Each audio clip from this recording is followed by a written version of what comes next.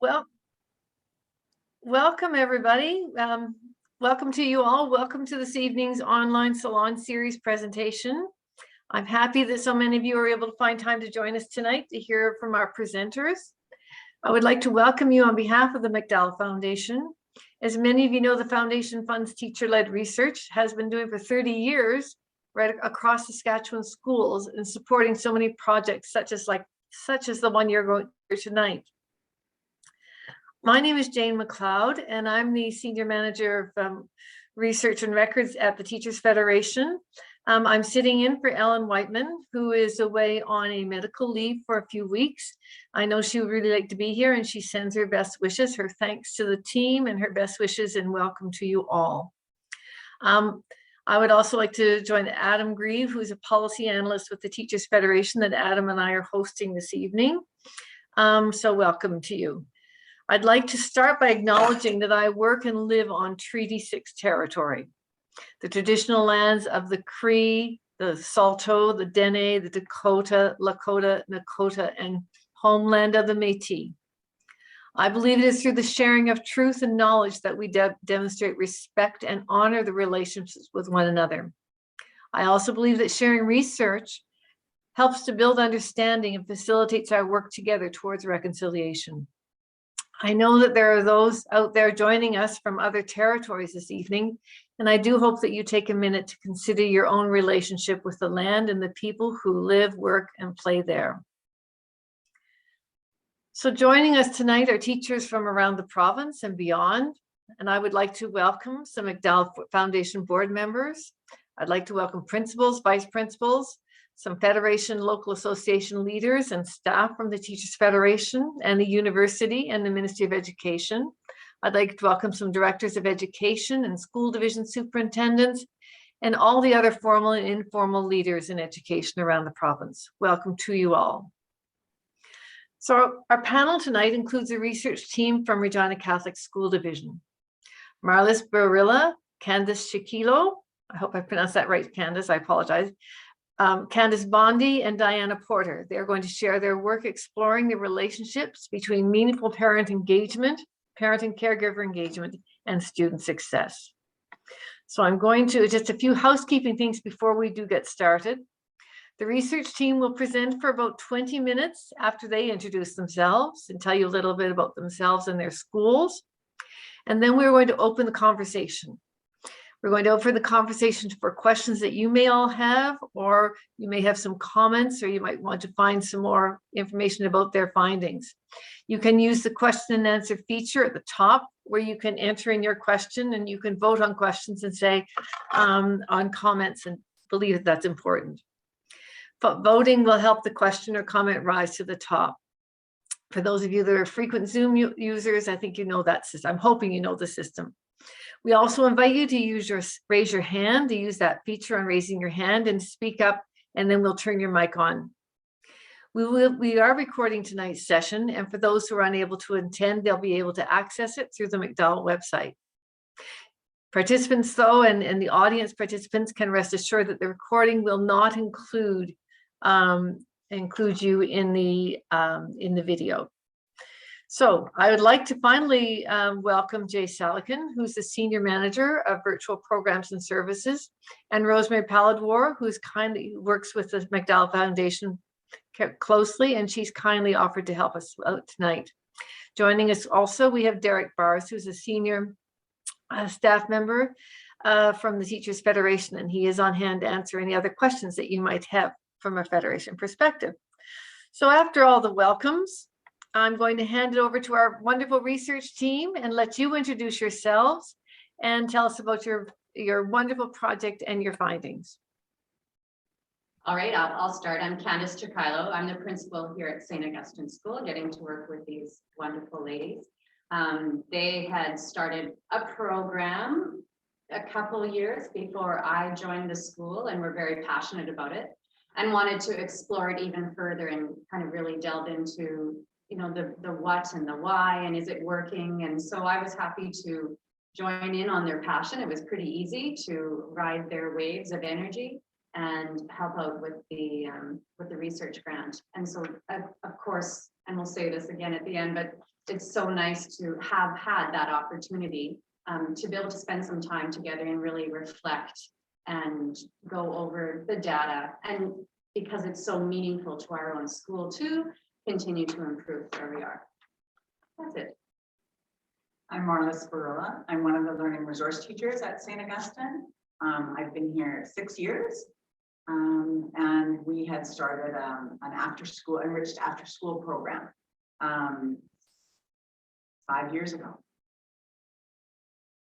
I'm Diana Porter. I'm the other LRT teacher at this school. I've been here for 7 years. I started as a grade 2 teacher and then moved into the role of LRT. And I became a part of the program 5 years ago. Hello, my name is Kerry Bondi. I am the school support specialist, otherwise known as, or formerly known as, the community coordinator. I started the program along with a couple of the ladies here. From the beginning, I guess about 6 years ago, joined in the after school program. So we'll go over our presentation, if that's okay, by sharing our screen and having the PowerPoint up that we will refer to, that will be available on the McDowell Foundation also.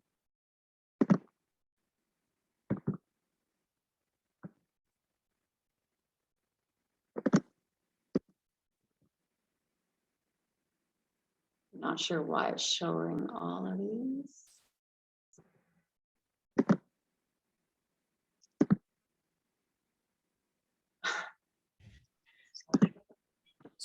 There you go. All right. Sorry, I'll go back up. 6 years ago, when Kerry and I both came to this school, we had many conversations with many staff members around if parents would just really came out loud and clear and their kids could do so much more if they would just. And I want to tell you a little bit about our school. Our school is about 350 students. At that time, it would have been significantly larger. But we have about 70% new Canadians and 10% Indigenous students. We have students from, I can't remember how many countries? 22. 22 countries from around the world. We have a plethora of languages spoken in our homes. So Kerry and I were doing some problem solving with another teacher, that primary teacher, in 2016, Amanda Wall. And we were chatting about it parents only. And we really had I can even picture on the stairs, we were walking up the stairs and it was like, well, if parents can't, like, how can we?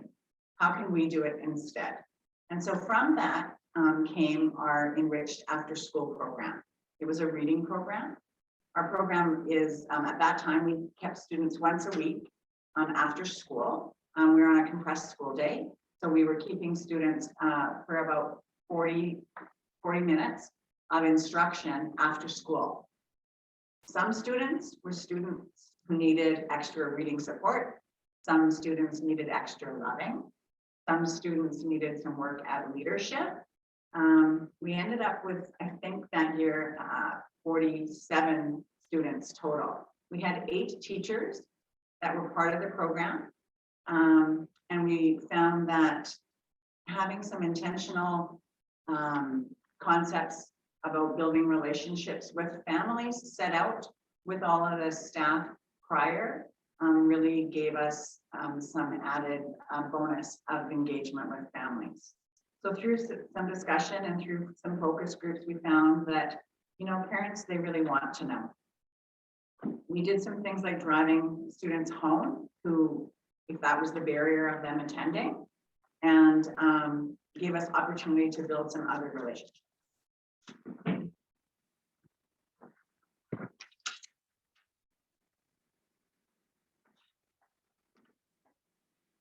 So within our research, we found alternate formats were needed to be relayed to the parents because of the language issues. So maybe the traditional email home or note in the agenda wasn't always effective.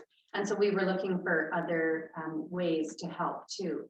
We were able to find right on our own school division website, there is a language converter that even though one of our most popular languages here, it's not on there, but many of those families can understand Arabic. And so at least they can get a little bit closer to the full story between the English and that other language at home. It helped. Now, with COVID interrupting our research and the program in itself, it left us a little bit short, but again, the teachers they value the relationship so much that almost every classroom teacher volunteered to help. They photocopied and then we hand delivered the work packages home so that the students who didn't have access to devices, and yes, later on in the COVID programming, the system provided devices to those who needed. But when we were first out that March 14th or whatever of 2020, some of them had nothing at home. Some of them didn't even have pencils or pens. And it just was very natural that of course we'll go and we'll take them what they need. None of us here have a classroom. So it's not like there are students or that we need to, but I mean, this school is our family. And so we did that. Part of the big question too, that you see on the board helped us think about, and as Marla's just said, it's not that if they would just, but we started to see things through their lens. Kerry's always been very good at helping us get there. She's like, well, remember this and those kind of things. That's part of, and if we have time at the end, we'll show you this room that we're sitting in has been developed within the last year, and it's a cultural room, specifically, intentionally a part of an answer to the TRC. So we're starting with the Indigenous culture and we'll expand eventually, but we felt first and foremost, it needs to be there right now. And also as we're, continuing to think about this, even though we're done the research itself, in the past, there's been Jordan's principal applications, and we're continuing that even to the point where hopefully this summer we'll put together a grant. And again, as Marla's or Diana, I don't remember who said it earlier, it's not always about the academics, but sometimes it's just belonging and letting them know they're loved. Okay, as you can see from this slide, the first forms of parent engagement that we traditionally had at our school were our family literacy nights. So at our front door, families were greeted by staff and there was an opportunity for them to fill in a ballot or a draw at the end of the evening. And our primary students would read in the library with their family members and fill out ballots for student draws whenever they completed reading a book. Our senior students would engage in athletics in another part of our building, and they would try to gain points for math and incentives that had been established. And at the end of the night, there would always be the family draw for a basket filled with household and food items, as well as a snack for the student. Typically, what would occur was the students were reading on their own while parents visited or were on their phones. And as a staff, we would often reflect on these evenings and comment that we would have liked to have seen the parents interacting more with their children. Once we looked at these evenings from the viewpoint of a parent in our school community, we realized that parents visited with other parents as they were often isolated at home. They weren't reading with their children as they didn't know English. Some of our parents used the time to relax from the busy schedules of shift work, childcare, and caring for their households, which often had multiple family members living together. We realized that we were being judgmental about what parent engagement should look like. So as we became more focused on parent engagement and started to think from a parent's perspective, the nature of these evenings started to evolve. We began to use part of the evening to explain things such as our school and system-wide website, along with the translation option, what benchmarking is and what the reading level expectations were for each grade. Pamphlets were given to parents with tips on how to help their child become a better reader. Time was given for the purchase of school clothing, information, and an opportunity to read dual language books. In short, we tried to give them what we could when they were in the building with us. Administrators also encouraged the staff to bring their own children to create that environment of community and family. And all of these were ways to build relationship.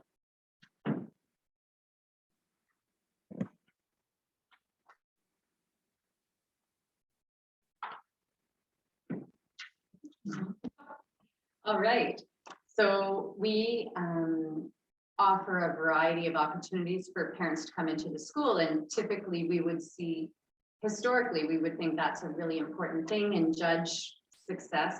And we realized that we were doing a lot of judging without having the full story from the parents.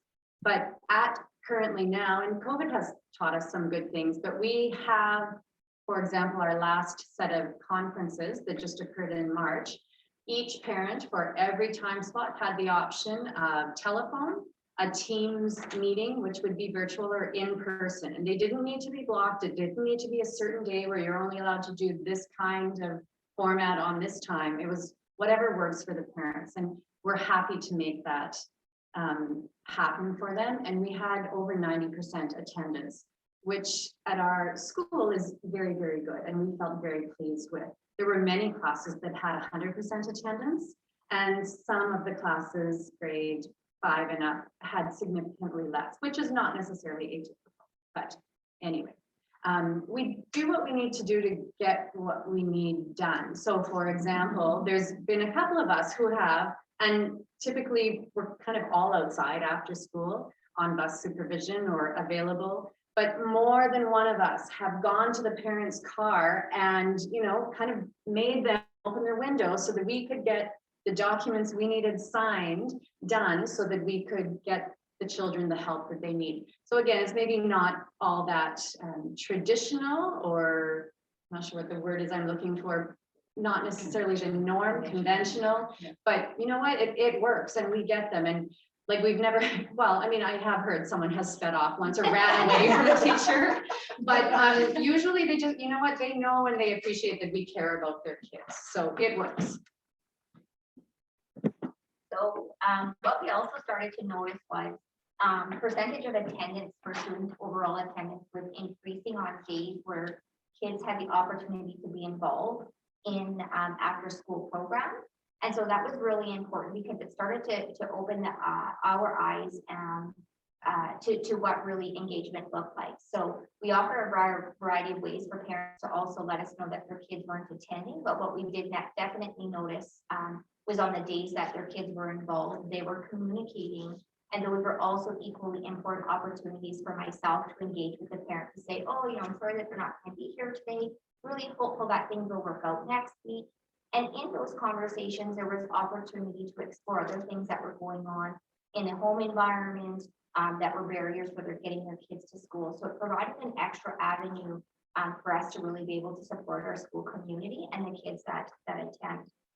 Some of the extracurricular programs that we also run in conjunction with the after school enriched program would have been pre-COVID days, would have been cooking, along with some of our sports teams. But we also included this year, we have a previous student that attended St. Augustine that's now in grade 12, going into nursing in the fall, coming to do a beading program, Indigenous beading program with our students.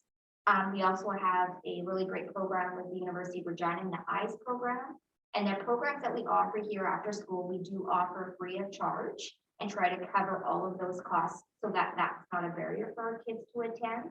And, you know, very rare are our programs not full. In fact, lots of times we've had to like convince instructors to have one or more days because they're full.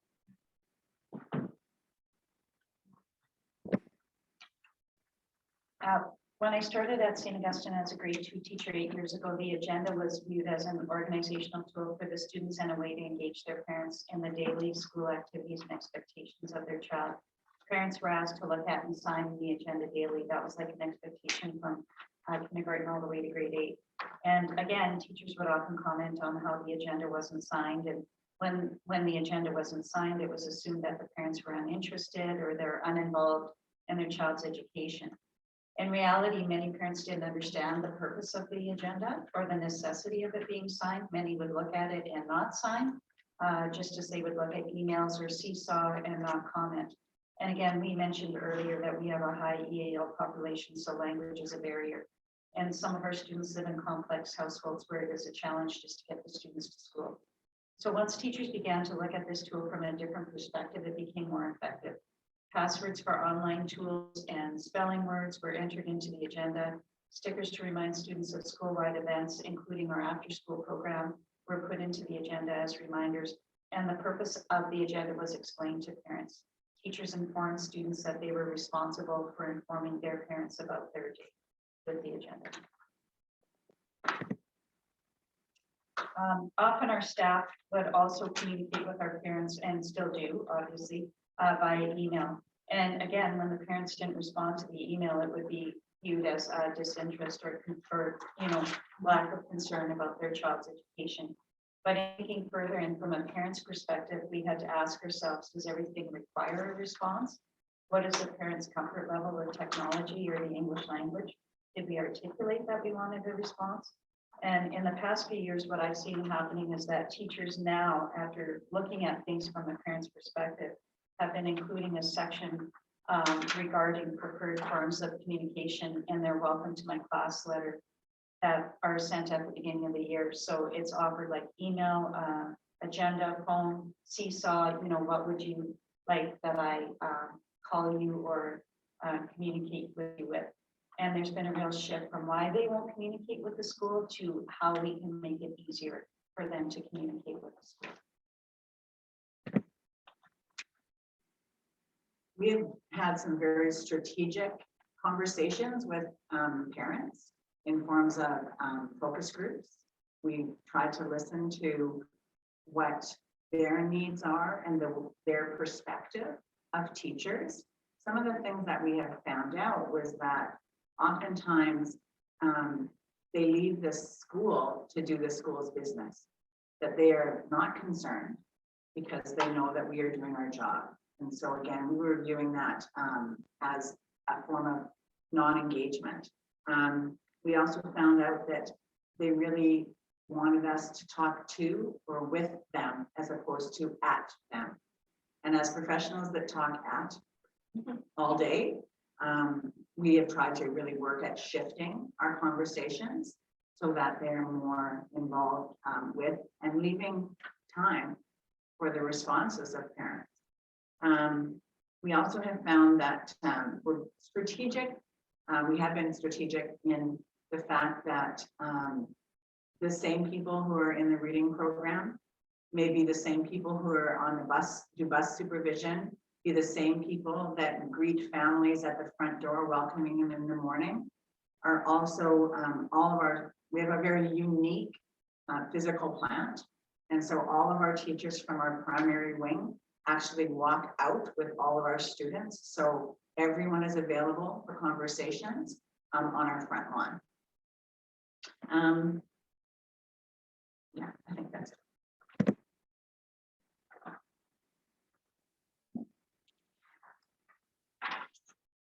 In our school website, when we finally found out that it had the ability to translate languages, we used it for many different items that we were sending home as well to be able to do that translation. Although not perfect, it was certainly welcomed by some of the families. Through the McDowell grant time as well, we were able to establish some of the resources that we have on our school website.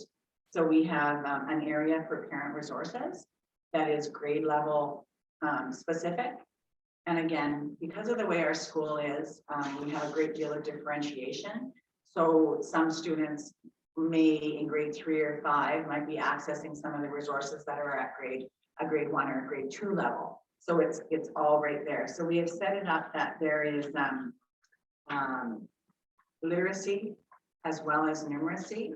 And we also decided that we would accompany almost everything that we put on there has a video with very little conversation so that we can show our families just by doing as opposed to trying to translate. Okay. All right. So we've mentioned before, parents maybe didn't engage the way we had hoped, but they were not disengaged. And that's something we've learned through our time being able to reflect on what, what information we gathered. So if they didn't answer phone calls, as Marla mentioned, sometimes they were just comfortable and they trusted the experts and we didn't they didn't feel that they needed to communicate anymore because they're leaving their most precious beings in our care and they're comfortable with it. We did, and we continue to have some struggle, especially with Indigenous kids' attendance. And so we really wanted to make them feel comfortable and let them know that they're welcome here, that we love them. We did invite, as a result of one of the focus groups that Ms. Bondi had, we thought, let's get, an Indigenous board downstairs, but from the community perspective. And the ladies, I think at the beginning that we had in mind, they were excited about it. But again, as COVID was part of it, and they just said they were too busy. And I think we're realizing too, there's still a lot of distrust in schools, in Catholic schools in particular. And, the lingering effects of residential schools and the trauma that these families are experiencing, it just seems so hard to break out of. And the school is not necessarily their point of being like, yeah, let's go to them first. So we're going to continue to commit to working on that. This room, again, is part of it. And hopefully we'll get there.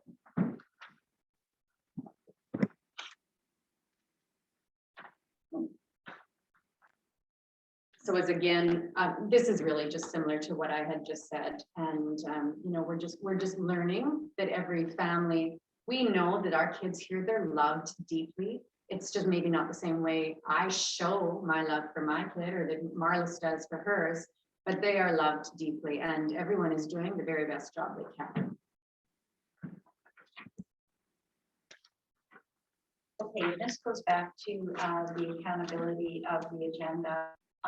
But what we have learned, like Candace just said, this slide kind of echoes it again, that parents trust us and some feel they don't need to reach out if things are going well.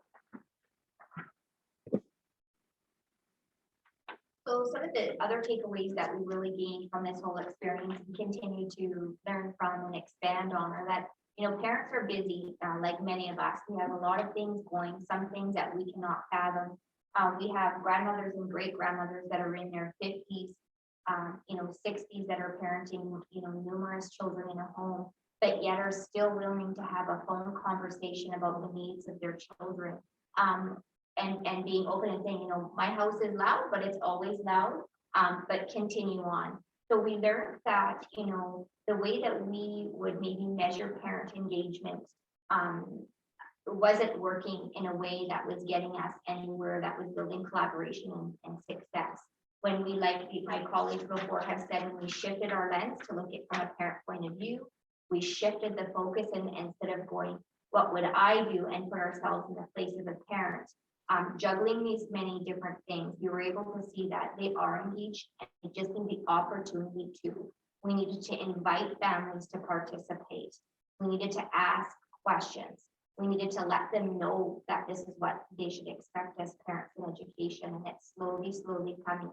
We have numerous families now that, when one family is one student is involved in a program, we can see them trying to orchestrate who's going to do pickups and who's going to be at home and how is this going to work. And really that came from us letting them know that all of us are in a community together, all looking out for each other and just trying to do the best. Just to carry on that too, we had one sweet pea in grade 2 who someone in this room sat in on the interview, I forget who, but there were 7 other kids because it's a grandma looking after the little one. And there was, and so the chaos was great, but she was there to have to pack up that whole family. They might not even have the transportation to get there. And so it wouldn't happen. Yeah. So for us to say, well, if they didn't show up for interviews, they must not care. It's just, I can't even believe I might have said that at one time and I'm embarrassed, but I'm growing and I'm learning. Through the evolution of what we learned as well, and what the grant provided us, we were able to have some teacher-led extracurricular literacy activities for parents. We invited parents in, and we had, in addition to our enhanced after-school reading program, we had Sight Words Saturday, where we had a group of parents, and we went through different games and showed them, in fact, how to teach sight words, not just test sight words. We had some of those games all went home and they told 2 friends and so on and so on. So we were sending, parents were asking, I hear there are, could we have? And so we were able to give a lot of those resources out. The United Way was helpful with that as well with us. They were some leftovers that they had, so it worked out really well. Our parents were really excited, and we're excited to find out the reasoning why we do things that way. As well, like not only helping their children have a better understanding of the English language, but for themselves as well. We have on our website as well, we had put together a PowerPoint of all of the sight words for every grade. And so the parents can just touch, or the children can just touch, and it says what the word is. Because parents would love to help their kids, but they didn't recognize the words at all or know how to pronounce them. And so one of the things that was really important to us was to make sure that we were very intentional. And so like Marla had said at the beginning of the presentation, it wasn't just for students that maybe were struggling readers. It was for kids who needed extra confidence, extra loving, and we got these kids together. And so we did personal invitations addressed to each family so that they felt they were important, and it worked really well. We also ensured that, you know, in our discussions with teachers and students through what we were doing, that we needed to have an alternative way for parents to engage. And one way was being able to provide this information in several different languages. And to see the smiles on the parents' faces when I brought the forms to the door and said, hey, how does this look? It was the moment of truth, really, that it was, we cared enough to put this in their home language so that they could fully engage in an opportunity where they could read something that belonged and was meaningful.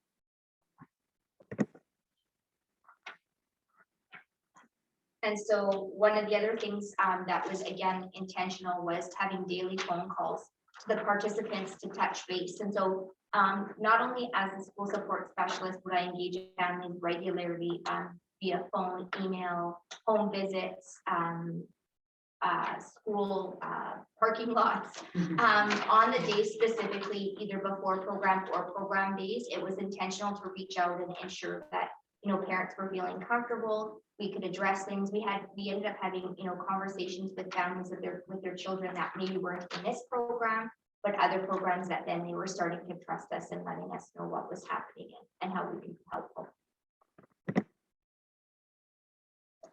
So again, as the person that would be meeting the parents at the door, it was my job then to have opportunities to have very informal conversations with parents at the front door. So it was also an opportunity for me to say things like, hey, you know, did you know that the Core Ritchie offers these programs, and we have a beautiful community association that has a food cupboard, and the library is offering, you know, free tutoring after school, or an arts program on Wednesdays.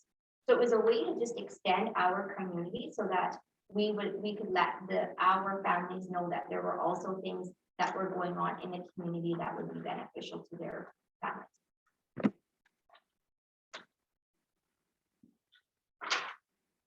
As parents picked up their kids from the program, that provided an opportunity or a forum for them to meet and to get to find other families who lived in similar areas. We draw from two large multi-family complexes, as well as from the neighborhood, of course, too, but we have a great deal of families that live in one of two areas. And so it was really interesting to be able to meet, for these families to meet each other, because they don't know each other, they did not know each other. And so to be able to say, oh, well, this student here, and the students that were in the program could say, well, this is my friend so-and-so, and she would actually live like 2 doors down, but they don't know each other. And so being able to forge those relationships, and some of the families then were realizing, well, I could drive one day and you can drive another day. I think it's important too, I just want to make sure that if there's a good understanding, is that the after school reading program was not what our project was on. It was the engagement around the program. Yes. And so all of the extra things, the program was a go before. The McDowell Foundation allowed us then to look at the data and see if what we were doing intentionally was helpful.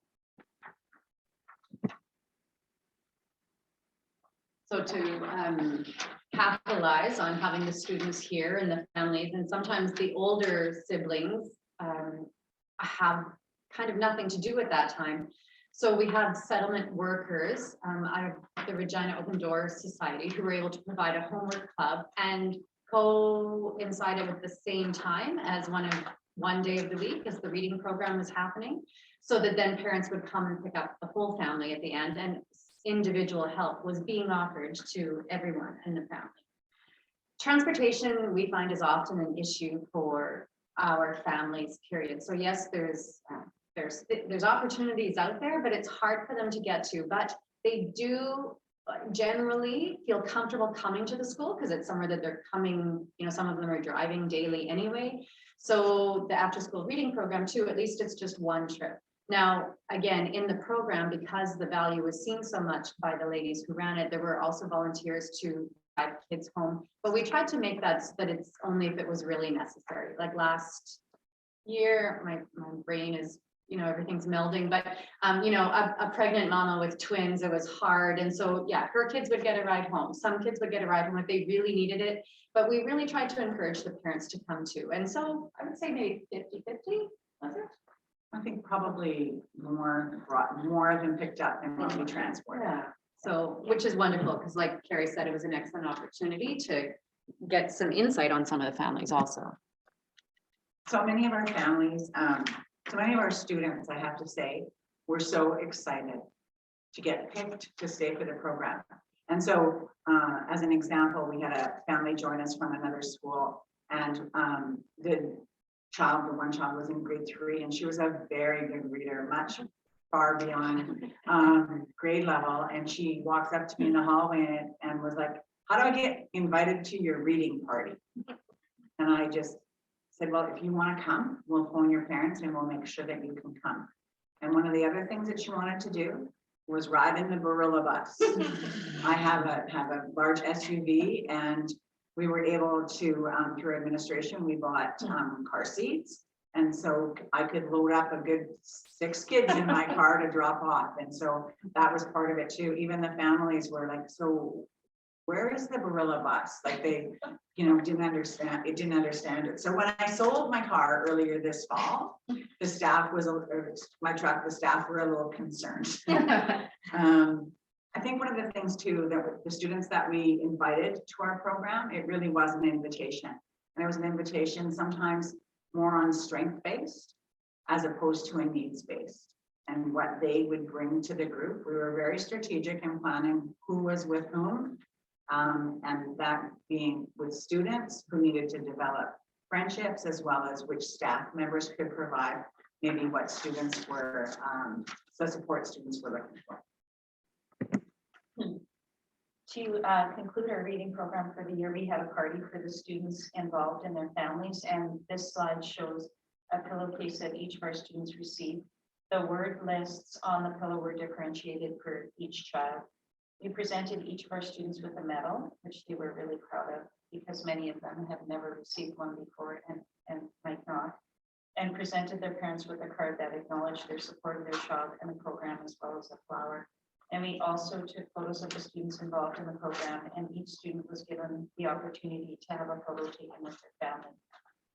And at the end of our short little program, we had pizza and cake, which of course was loved by all.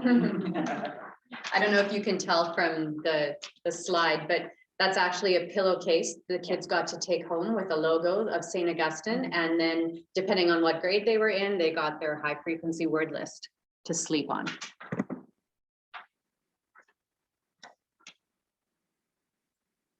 And this is just another slide that shows a photo of a family. So an example of what each of the students were able to take home with them. That's our school motto there as well. Achieving excellence through faith, knowledge, and The contacts that we made at the front doors of parents' houses, we again strategically stopped. I stopped my vehicle, turned it on, and I walked every student to the door, as did every teacher. And so we had conversations with families. we were able to recognize maybe some families who might be in need, but weren't able at the point of asking. In addition to that, it was really nice to be able to have those relationships with our families on an ongoing basis. As an example, earlier this year, I had an injury and I quit doing bus supervision. And one of the families inquired with Mrs. Porter, who I did supervision with, as to was I all right? Where was I? You know, like they were invested in us as well.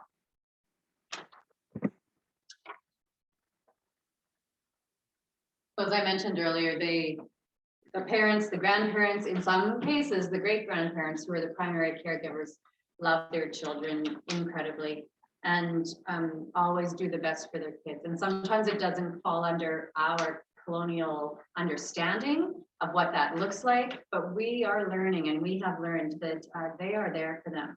So like, as I mentioned, more than one grandma, and they are doing a wonderful job.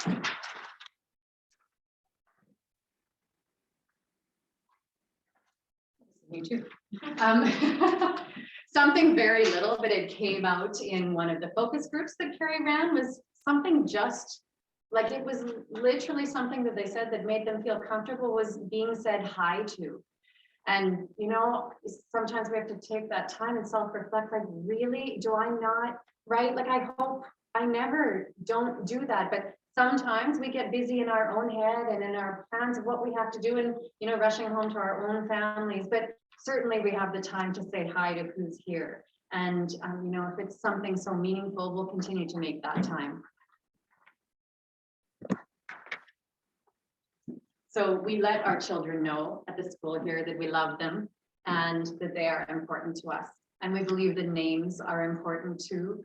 I was trying to think, okay, we have an Adesimasola, you know, 6 syllables, but we really do try and make sure. And sometimes we need the students, especially if their accent is strong, to repeat their name to us several times. And I'll just say, I'm sorry, but I really want to say your name properly. Tell me one more time, and I might have to do it again. And I think that they do know that it's because we care, and we want them to know that they're valued, who they are, what they are called, and we want to be part of that.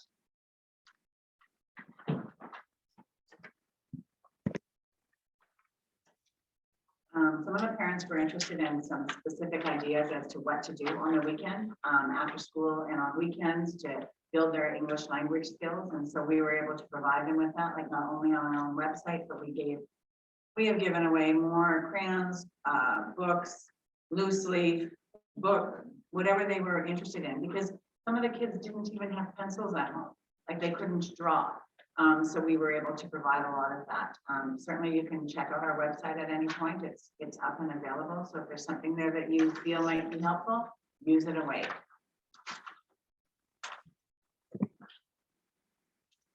It's funny because earlier today, Marla and Kerry and myself were together and we were looking at this last slide, and Kerry and Marla both said this is the mic drop moment. So we found this Kerry Wong quote, and it really summed it all up for us, because once we focused on our relationships with parents rather than the activities of engagement, we became more creative and responsive in reaching out. And we sought out parents, as mentioned before, after school, during pickup times, and in the mornings, to have them sign school-related forms, inform them about community programming opportunities, or just to have a chat. We realized that our partnership may not be 50-50 all the time, but that doesn't matter so much. What matters is that our parents trust us with their children and their education. And so we just want to wrap up by taking some time to truly thank the Sterling McDowell Foundation for providing us with the grant. We were pretty excited when it started, and it continued, and you know, our ideas just kept spiraling, and the conversations haven't stopped. And so we are truly grateful for the opportunities that were provided to us. As Marla said, you know, we talk about the reading program a lot, but especially because of all of the privacy rules, obviously parents can't be in the classrooms, right? So these incredibly important conversations that continue to help us do our job even better are happening on the playground, on the bus supervision, driving students home. And so we're just very appreciative for continuing to be allowed to have the time to reflect on that and continue to allow our practice to grow. And so, just to quote Mother Teresa to end, not all of us can do great things, but we can do small things with great love. Thank you.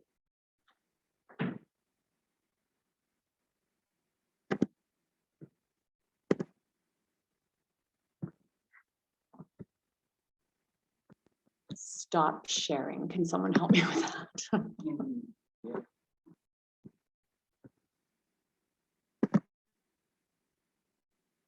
There you go. Perfect. Great. Well, Candace and Kerry and Diana and Marla, thank you so much. I mean, you thank the McDowell Foundation, and we are so fortunate to have the foundation, but it's teachers like you and projects like you that make the foundation and the work that it does make a difference for education and for teachers around the province. So thank you. So I haven't seen, and Adam, I know you're checking the questions, but I'm going to start with a question and just put it out there for the answer. I'm fascinated. I mean, a lot of research around the province recently has envisioned the school as a hub. And your research certainly underscores that. And it sounds like the school and maybe the room that you're sitting in, the rooms that you offered your program and the parking lot and wherever you went, even the barless van or bus, I guess it was, became a real center and a place for people to engage with one another, to build trust and build community. So my question is, what advice would you give to other schools, a couple of ideas that you would give to other teachers and schools that they want to embark on such an important part of a child's education and the teacher-student relationship and the community teacher-student relationship? So maybe Diana, you talked first about it, and you talked about rethinking, reframing how you saw parent engagement. So I wonder maybe if you could start with some ideas. Okay, I'll start with some, and then we'll all kind of jump in. But we were talking about this earlier today, and just how we've had various parents over the years that we've been unable to get them into the building. And so we just really had to shift our thinking. So rather than constantly saying, they're not getting back to me, it's sort of like try and try again. And even at our staff meetings, what we'll often say to parents or often say to the teachers is, if you tried emailing and that didn't work, try phone call. If that didn't work, then try the agenda. If that didn't work, try to see, but don't give up. Like, keep on trying in a different way. And like Candace had mentioned, all of our primary kids, we've got a unique building. So we've got a separate wing, which is the whole primary wing, and they have to go all the way through the gym, all the way up the doors to go outside. We have an old building, and the teachers all walk their students up. So they're available to parents right after school to talk about issues. So I think for me, it was a real eye-opener coming to the school. I'd worked in community like schools before, but I really felt that I needed to contact parents, and I needed to contact them as soon as possible to talk about the needs of their students and build that relationship of trust.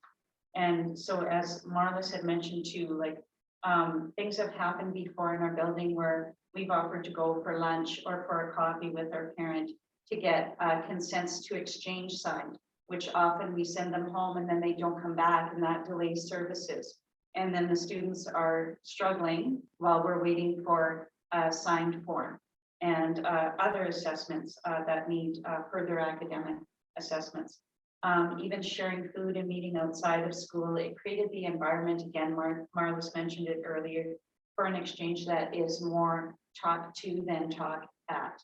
And trying to have conversations with the parents too that don't even relate to school. just to have a chat with them about whatever, how it's going in their life, with their job, whatever. And it's interesting because I had a dad just talk to me during parent conferences. It was so nice to have parents in the building again. And he stopped me and he said, "How are you?" And I said, "School's great." And he went, "No, how are you?" And I went, "Oh, I'm good." So I really think that things have changed over time. And I think one of the other things we really learned from this experience and worked really hard at is really dropping the judgment. You know, everybody has things going on, and when we continue to look at things through a conventional lens and we keep getting the same result, that should tell us we need to change our lens. Because what we recognized was we can take our parents out into their community where they feel safe first and share information about their children and then bring it to the school. And so we've seen that with parents who have had, that came to St. Augustine as children themselves are bringing their kids here. They're driving in from rural reserves to bring their kids here. So at one time, St. Augustine used to have a bus that came in from Piapot First Nation. And now we have those moms and grandmothers bringing their kids here and driving. So that tells us that they trust the plan of this school, but how do we get to trust the people in the building? And that's through building relationships that are unconventional. And we have to be okay with doing that. And it's okay because it works. It works. And can look for things. I think when we talk about the hub of the community Yeah. as well, we are all well-versed opportunists. Yeah. And so ensuring that many people in the school know many things. And maybe Kerry, you can speak further to some of the other partnerships that we've. Sure. So we have developed several partnerships with local community members, our community association. So we share some green space with the city of Regina. The Core Ritchie is there, which we developed a partnership with the city of Regina to offer a Thursday night free program for our kids. We have the local library that offers free and some registered program, our association that has it covered. We've also really looked at it as like being a person that knows multiple things. So building relationships with our colleagues. So when I know our SLP needs a parent signature for Jordan's principal application, then I can be like, I can be that person today. You're not going to be here. I can stand point on that. Several times throughout the day, I can, because they don't have a classroom, I can be the one that's communicating with parents via email or texting with my school-based cell phone to be able to say, hey, look, you know, we got the application done today. Looks like it's good. Just need a signature. And then they're here. But if we don't provide parents with the opportunity, they don't know it's an opportunity. So we, like Marla said, with being an opportunist, we just really try to focus on that, right? Like we are the beacon in our community. We are the light, but we now are able to take that one step forward and go, we are not just the light. Look at what your community can offer you. And because they trust us now, they trust that we wouldn't send them somewhere that was unsafe. We wouldn't say, this is not a good program. If anything, they phone us and say, hey, I heard about this program over in so-and-so, what do you think? So they're looking at us now as a community that we're all here looking out for their kids. We're the village. We've created the village. It's really powerful. Thank you very much. I really appreciated that. Are there any other questions I would invite from the audience? I don't see, Adam, are there any questions at all? Not yet, no. Nothing yet? Okay with that? Well, you've given such a very comprehensive overview. I think it's going to take us a while, and we look forward to seeing it and soaking it in some more.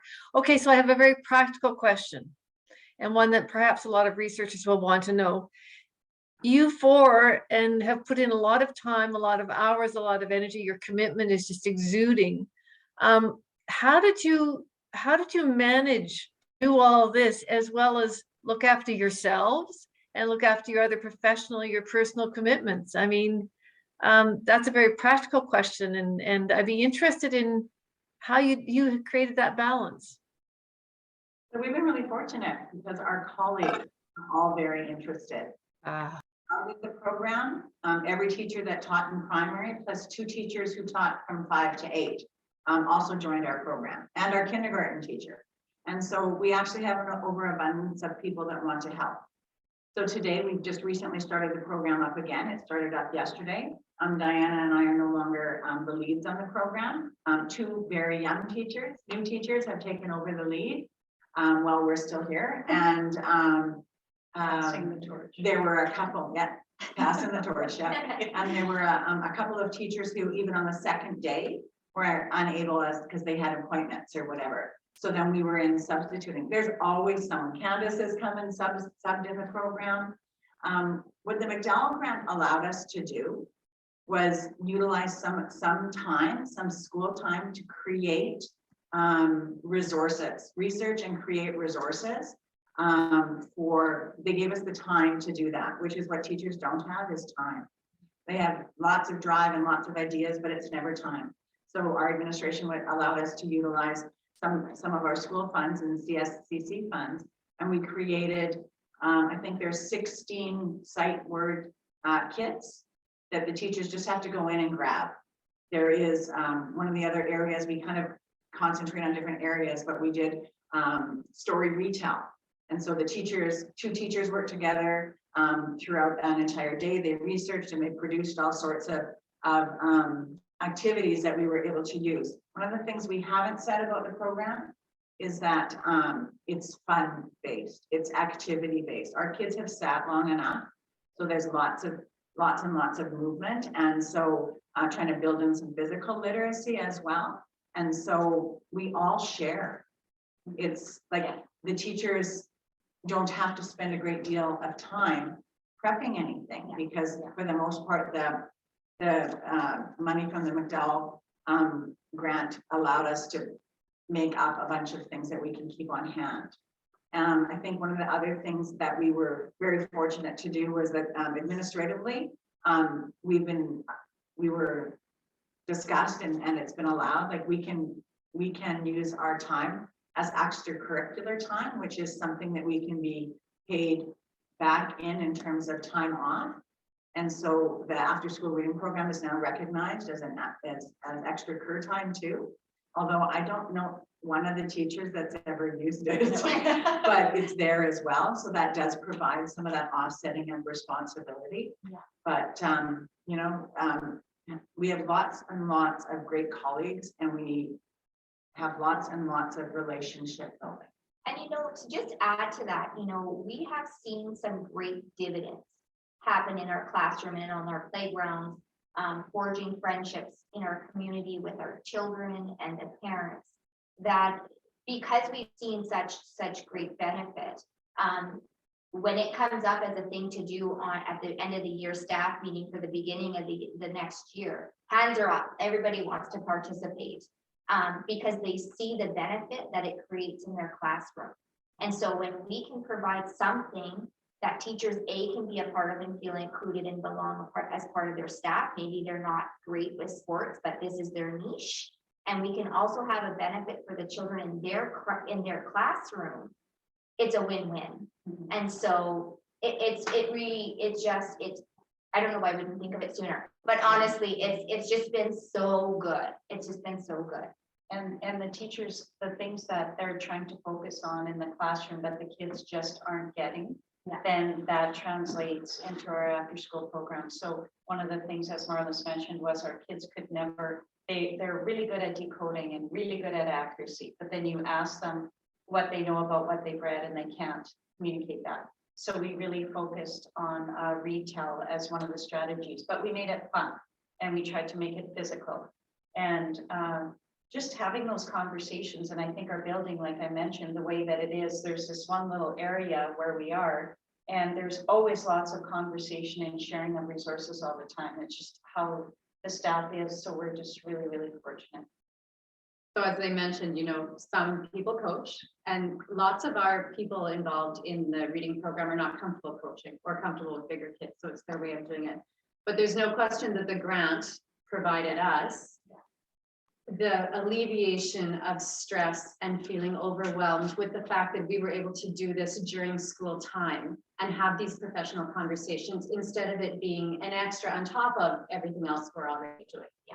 Yeah. So, yeah. I think one of the things too, I'll speak for myself, but I am one of the first people at school and usually one of the last people to leave school, except the night that there's program.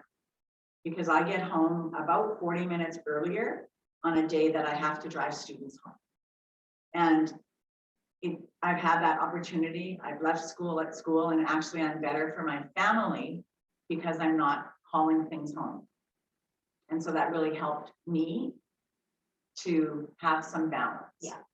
Our program is over at 4:15. We're on an alternate school day, so our bell is at 3:10. So the program starts immediately, and by 4:15 it's over and kids are on their way. Well, so the flexibility is important. It sounds like the power of the professional community, and Kerry, your expression of the village. I mean, it takes more than one and more than four by the sounds of it. It's inspirational and sustainable. So thank you so much for sharing those ideas. So I think, unless I see any other questions, I think we can conclude tonight's presentation. I just want to say that to speak again, that the mission of the foundation is to enrich teaching and learning by supporting professionally led research and supporting teachers such as we've seen tonight, asking questions about themselves, their schools, and their profession, and how they can improve it is why we're here. We're pleased to be able to provide the space for conversation and for colleagues to learn from one another, and hope that the conversation carries on in staff rooms and around the province. So thank you to Marla, Candace, Kerry, and Diana, as well as to Derek and all the other participants tonight. Really appreciate that. And of course, thanks to Jay and to Rosemary for making sure everything sort of goes according to how it should. So the foundation exists because we believe in the professionalism of teachers and the need to ensure that good research comes from all of us, not just from external places and spaces. And you've proved that it's tonight. Thank you to our many donors, including the STF, that allows us to ensure teacher voice and teacher experience continues to lead the conversation. That is so important. And so for more information, and if you want to see it and listen to the project findings again, please check out the McDowell website, visit the website, and contact us through the chat. So thank you, everybody. Have a good night. Participants, if you wouldn't mind, the four from St. Augustine, if you would stay on a few minutes, guys, I really do want to see the room. The rest of the audience, thank you so much.